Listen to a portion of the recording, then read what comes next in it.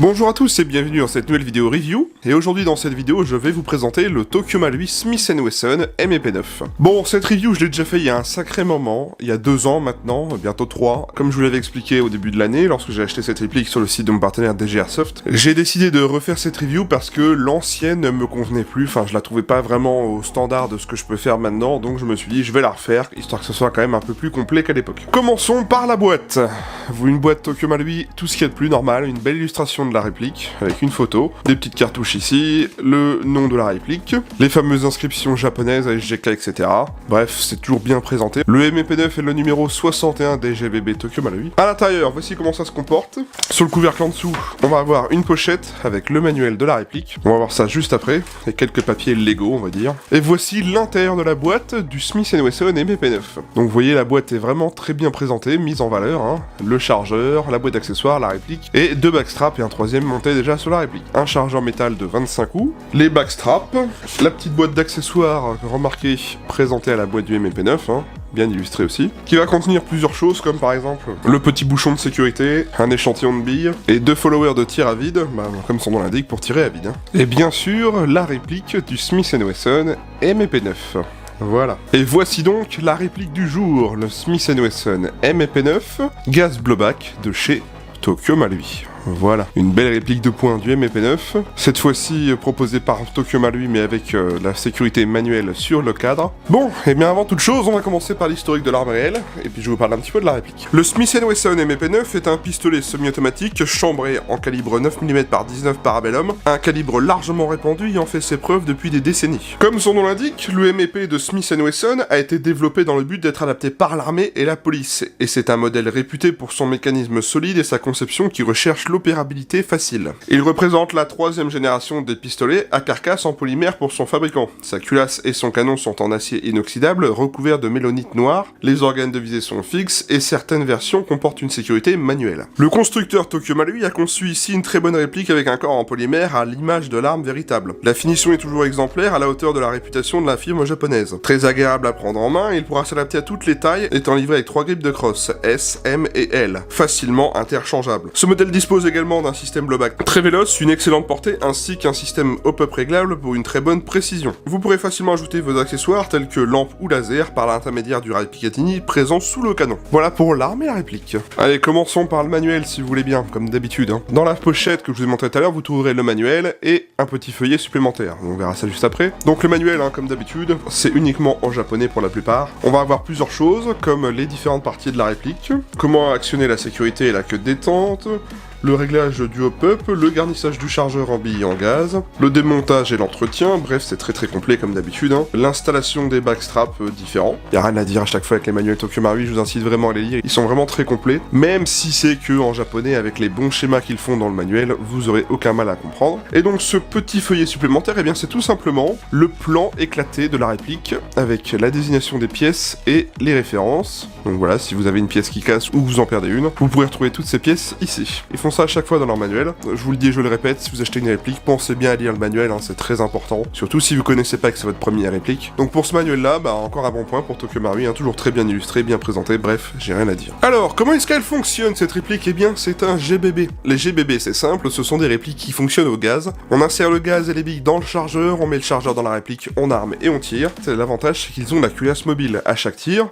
La culasse va bouger comme ceci. Ce qui veut dire que ça réarmera automatiquement la réplique sans le faire manuellement, donc c'est plutôt réaliste. Vous avez des petites sensations de recul en fonction des différents modèles de répliques d'Airsoft. L'inconvénient, c'est que ça fonctionne au gaz, et des fois le gaz en hiver, c'est pas très recommandé avec les températures froides, mais si vous cherchez le réalisme, c'est le plus intéressant. Voilà. Donc GBB veut dire Gaz Blowback. Tapez donc Airsoft GBB sur Google et vous trouverez plein de modèles, des centaines. Regardons les marquages de cette réplique, parce que oui, la réplique dispose de très beaux marquages. Alors zoomons et regardons. On a le marquage MEP, pour Military and Police, donc 9 mm. Un petit peu plus loin sur la culasse, on retrouve un marquage stainless, donc acier inoxydable normalement, bon là, c'est pas de l'acier, hein, forcément. Le logo Smith & Wesson juste ici, notez les stries de préhension un petit peu en forme d'écailles de poisson. En dessous de la glissière, au niveau de la frame à l'avant, on retrouve un numéro de série, voilà. Voici ensuite le grip de la poignée, qui est vraiment très sympa, on va y revenir juste après. Sur la poignée, remarquez qu'on retrouve le logo Smith & Wesson. Voilà, très bien designé. Hein. Si je passe du côté droit, on retrouve bien sûr les stries de préhension. En dessous de la sécurité manuelle, on retrouve un numéro de série, ici. Donc c'est un numéro de série classique, hein, c'est pas un unique. À l'avant de la glissière, on retrouve un Smith & Wesson Springfield, Massachusetts, USA. Voilà. Sur le cadre, on retrouve un Tokyo Maluico LTD Made in Japan ASG4. Donc ça, c'est clairement du marquage airsoftien, et surtout marquage bien japonais. Sur le dessus de la chambre, notez qu'on retrouvera un 9 mm. Donc le vrai calibre de l'arme réelle. On n'a rien en dessous de la réplique et rien d'autre sur le dessus, à part les marquages bien sûr des organes de visée à l'arrière comme à l'avant, voilà. Et donc sur le chargeur, on a également des marquages. Ici, le côté droit. Le nombre de cartouches, 16 cartouches de 9 mm. Voilà. À l'arrière du chargeur, on trouve un marquage Tokyo Marui Made in Japan. Sous le talon de chargeur, on trouve le logo Smith & Wesson, avec un petit marquage ici à l'intérieur Smith & Wesson. Au dos du chargeur, on n'a rien. Et sur le flanc gauche, c'est exactement pareil. Voilà, ça va jusqu'à 17, donc 17 cartouches de 9 mm. Donc voilà pour les marquages de la réplique, vous voyez, il y en a quand même quelques-uns. L'avantage, c'est que c'est pas à la peinture blanche, c'est gravé dans le matériau, et ils sont plutôt fins, très bien réalisés, ils sont vraiment très très beaux. De là à dire, est-ce que c'est des vrais marquages à 100% comme sur le vrai, je suis pas sûr, et puis j'ai jamais eu de vrai MP9 dans les mains. Bref, en tout cas, les marquages sur cette réplique sont vraiment très très bien. Au niveau des contrôles de cette réplique, allons-y, vous allez voir que c'est très simple. Donc c'est un MP9, commençons déjà par la sécurité. Sur cette réplique, on a typiquement deux sécurités, l'une manuelle sur le cadre ici, et l'autre à la queue détente. On va regarder celle de la queue détente en premier parce que je la trouve intéressante. La sécurité de la queue détente, c'est un peu comme sur un Glock, mais c'est différent. Sur un Glock, on a un peu une espèce de double détente. Là, en fait, la sécurité, eh ben, vous voyez, elle est actionnée par ce petit teuteux qui est juste derrière la queue détente. On le voit au niveau de mon doigt, là. Lorsque je presse la queue détente en bas, on fait disparaître la petite sécurité derrière. Si je presse la queue détente uniquement vers le haut, je ne peux pas l'actionner, ce qui fait qu'on peut pas avoir un tir accidentel en fait. Donc c'est une sécurité de détente si vous préférez, et bien sûr la deuxième sécurité est ici, c'est une sécurité ambidextre, on la retrouvera à droite et à gauche. C'est tout simplement un levier qui va venir s'actionner comme on pourrait le faire sur, je sais pas, un Desert Eagle par exemple. Dans cette position, il est désactivé, et si on le repousse vers le haut, il est activé. Voilà, tout simplement. Donc là, on bloquera carrément la queue détente, même si on presse la queue détente directement au bas. Vous voyez, je ne peux rien faire. L'éjection du chargeur sur cette réplique, ça va se faire avec le Mac Catch juste ici. Le chargeur tombe bien tout seul. Vous voyez, très fluide. Aucune difficulté à l'insérer et à l'extraire, un tout petit peu de jeu mais ça va. D'ailleurs le Mac Catch, vous pourrez le changer de côté, si jamais vous êtes gaucher par exemple, ben vous pourrez le changer de côté, ça c'est un bon point. Les organes de visée de cette réplique, eh bien on se retrouve avec un cran de mire avec deux points blancs à l'arrière qui viennent s'aligner avec un guidon, lui également fourni d'un point blanc, donc ça donne quelque chose comme ceci, voilà. Donc c'est plutôt simple à prendre en main, franchement, hein, ça se fait très bien. Notez sur cette réplique que vous n'avez pas d'attache dragon pour pouvoir y fixer, ben, comme son nom l'indique, une dragon. Je vous en ai parlé tout à l'heure, notez les stries de préhension à l'arrière de la réplique, que si on regarde de plus près, vous voyez, ça fait un peu une forme d'écaille de poisson, voilà. Vous en avez à droite et à gauche, à l'arrière, donc pour faire une bonne préhension de la glissière. Parfait. Lorsque la réplique aura tiré sa dernière bille, vous retrouverez la culasse bloquée en arrière comme ceci, donc comme sur un vrai modèle. Vous changez le chargeur, vous en remettez un plein, et vous pourrez utiliser l'arrêteur de glissière qui est ici. Il est ambidextre, à gauche comme à droite, voilà. Pour ramener la culasse en avant, bien sûr. Également à droite, hein. Ou alors vous pouvez faire du power stroking avec cette réplique. Admettons que vous venez de changer votre chargeur, vous avez remis un chargeur plein. Au lieu d'utiliser les arrêteurs de culasse, vous pouvez tirer la glissière et la relâcher. Et ça repart en avant. Voilà. C'est donc ça le power stroking. Notez sur la réplique que vous avez un rail Picatinny sur le cadre, parfait pour y mettre une lampe ou un laser. Et par contre, notez-le bien, cette réplique n'a pas de canon fileté en sortie de boîte. Donc ben, c'est pas possible d'y mettre un traceur ou un modérateur de son, à moins que vous ne changiez le canon, mais voilà, d'origine c'est pas possible en tout cas. Petit détail intéressant sur cette réplique, au niveau de la chambre juste ici, comme sur le vrai, Tokyo Marui a reproduit un système qui permet entre guillemets de vérifier si une cartouche est chambrée, et en fait, sur le vrai modèle, eh bien ça permet de vérifier d'un simple coup d'œil si une cartouche est chambrée dans la chambre, que bah là on le voit pas trop, c'est un peu dommage en vidéo, mais j'aimerais bien aimé vous le montrer, si on l'aperçoit un tout petit peu, mais vraiment très léger, hein. Ça reproduit en fait une fausse cartouche qui est engagée dans la chambre, donc c'est un détail sympa et assez réaliste. L'autre petit détail que je voulais absolument vous montrer, notez aussi que la course de détente, remarquez là, au niveau du ponté, au niveau de mon index, on a un petit ergot qui viendra bloquer la course de la détente, on ne pourra pas aller plus loin, vous voyez. Je trouvais ça assez sympa, je sais pas pourquoi, j'avais envie de vous le montrer, mais bref. Et voilà pour les contrôles standards de la réplique, hein. Vous voyez, c'est très très simple, il n'y a rien de bien compliqué, ça se fait très bien. Autre point intéressant, sachez que cette réplique, elle dispose de backstraps interchangeables, je vous l'ai montré au début de la vidéo, et pour les changer, c'est vraiment super simple. Premièrement, on va enlever le chargeur, et juste ici en dessous de la réplique, vous avez cette pièce là. Cette pièce, vous la tournez d'un quart de tour, comme ceci, voilà, et vous la tirez vers vous, hop. Ça retire une espèce de petite tigette. Et à partir de ce niveau-là, on pourra retirer le backstrap. Donc tout simplement en tirant dessus. Voilà. Donc d'origine, c'était le backstrap médium de montée. On va essayer par exemple ici le small. Donc pour remettre un backstrap, c'est pas compliqué. En haut du backstrap, vous voyez, on a une espèce d'ergot. On vient glisser l'ergot en haut, ici. Hop. On referme, et puis bien sûr on remet la tige pour maintenir le backstrap. Enfin, moi j'ai des grosses mains, donc c'est vrai que le small ça fait vraiment petit. Donc voilà ce que ça donne avec le plus gros. Vous voyez que ça élargit quand même bien l'arrière de la poignée. C'est agréable avec ma main, parce que j'ai une grande main. Je préfère quand même la maniabilité du médium. Hein. Moi je trouve que c'est quand même plus agréable avec le médium. Et puis vous remarquez bien que ça fait quand même moins fat à l'arrière, quoi. Et donc une fois que vous avez changé le backstrap que vous souhaitez, bah, vous remettez simplement la tige, un quart de tour, et c'est terminé. Voilà.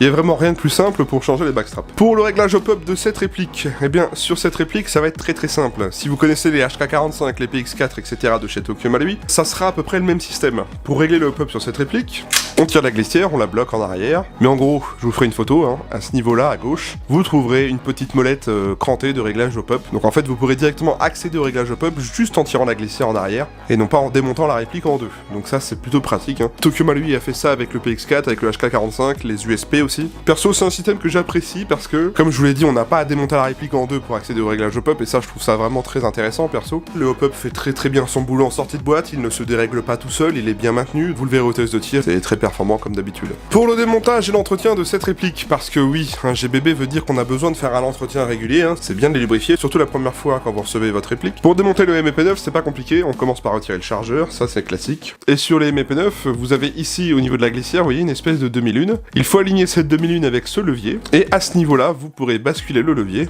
hop, et là vous pourrez tirer la glissière en avant, et vous aurez démonté la réplique en deux, tout simplement. Donc vous voyez, c'est pas compliqué à démonter. Voici donc la glissière, avec le ressort récupérateur, le nozzle, etc.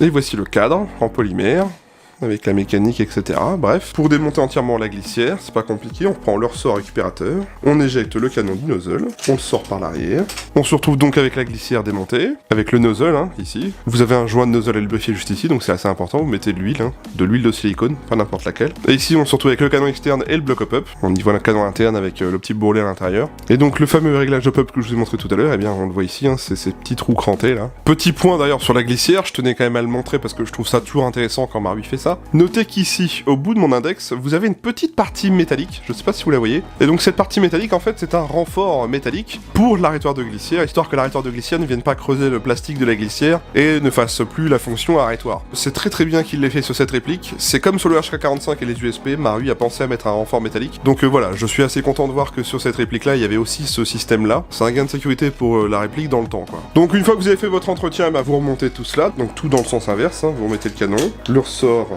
récupérateur, vous mettez la glissière eh bien, sur le cadre, vous réalignez la demi-lune avec le levier, vous rebasculez, et voilà, vous avez remonté la réplique. Vous voyez, c'est vraiment très simple, le MEP là-dessus, rien à dire, c'est vraiment parfait. Donc vous voyez, même si vous n'êtes pas un as de la mécanique, hein, ça sera très bien. On va maintenant y faire un petit test de tir à vide, comme d'habitude. Hein. Donc dans les répliques Tokyo Marui, je le dis et je le répète, ne mettez pas du gaz trop puissant.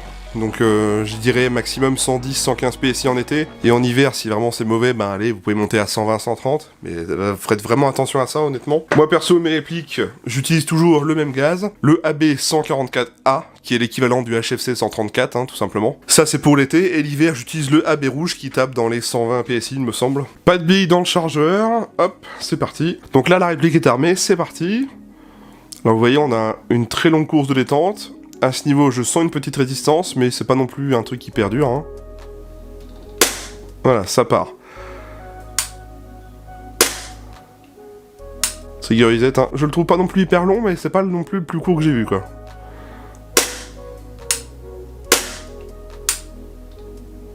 La queue des temps, je dirais qu'elle est assez classique chez Marui, hein, mais on n'a pas non plus un très gros mur avant le tir, mais on sent quand même une petite résistance, donc on sait à peu près quand le tir va se faire, mais ça reste assez fluide quand même. Au niveau du retour de glissière, qu'est-ce que ça donne ?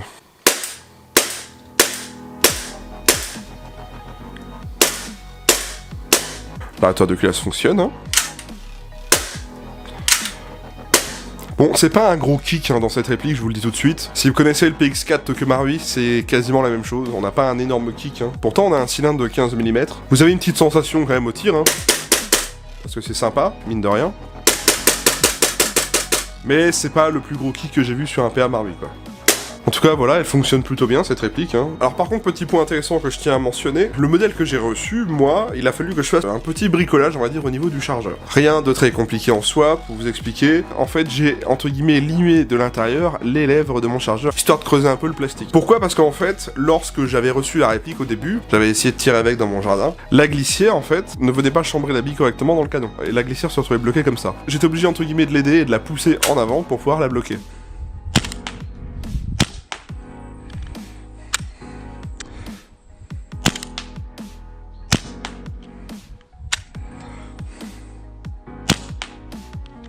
C'est pas bien compliqué, en gros, j'ai tout juste décidé de limer de l'intérieur le plastique, histoire d'élargir un peu le trou, pour que la bille puisse passer correctement lorsque le nozzle vient la pousser. Depuis que j'ai fait ça, j'ai plus de problème, vous le verrez au test de tir. Hein. Donc voilà, c'est le seul petit truc que j'ai fait dessus, je sais qu'il y a plusieurs abonnés qui ont eu le problème similaire, et des amis à moi qui avaient le MP9 Tokyo Marui avaient aussi ce problème. Donc je pense que les chargeurs d'origine Marui, ils ont un petit défaut, c'est que il y a un peu trop de matière au niveau des lèvres du chargeur, et donc des fois le nozzle a du mal à prendre la bille. J'ai rien fait d'autre, hein, il est full d'origine, et j'en suis assez content. Au niveau des finitions et matériaux de cette réplique, bon, comme je vous le dis à chaque fois avec les répliques de poing Tokyo Marui, cette réplique est construite majoritairement en plastique. Me demandez pas pourquoi, c'est la loi au Japon, les répliques de poing doivent être construites en plastique, ils ont pas le droit de faire des répliques de poing avec glissière métal. Ça a l'avantage quand même d'être beaucoup moins lourd, donc ce qui veut dire que beaucoup moins de puissance pour faire actionner le blowback avec le gaz par exemple, beaucoup moins sensible au froid à l'hiver, j'ai carrément fait l'impasse de ça, enfin moi j'en suis pas allergique en tout cas. Donc vraiment pour détailler la réplique. Les parties plastiques, ça sera la glissière et le cadre, voilà. On a quelques parties métalliques sur cette réplique, bien sûr, la queue détente, le levier de sécurité, le levier de démontage, quelques pièces mécaniques internes, bien sûr le chargeur est en métal, c'est pas en plastique, hein. Les organes de visée sont également en métal. Au niveau des grippes de poignée,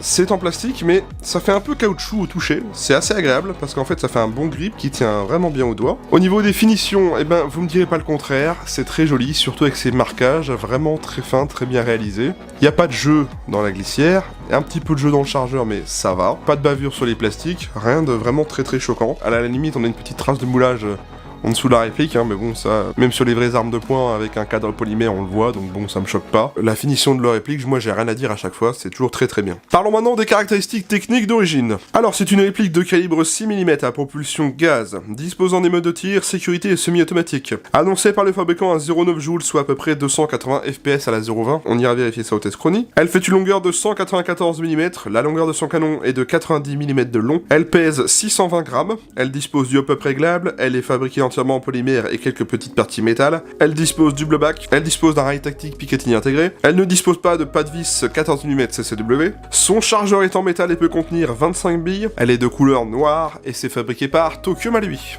Bien, et écoutez, on a fait le tour de la réplique, on va aller au test chronie et au test de tir et je vous retrouve juste après pour la conclusion. Allez, à tout de suite.